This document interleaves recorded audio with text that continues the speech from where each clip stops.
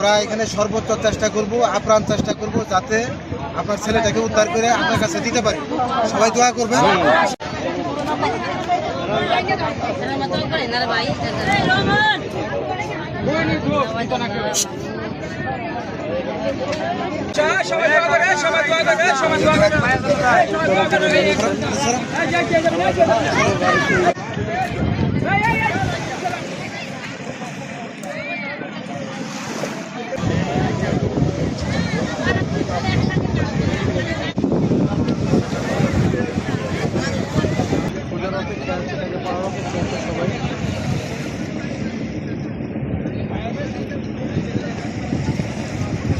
মুন্সিগঞ্জ সদর পঞ্চসার ইউনিয়ন বিনোদপুর গ্রামের রাকিব নামের একটি ছেলে দোলেশ্বরী নদীতে গোসল করতে এসে নিখোঁজ হয়।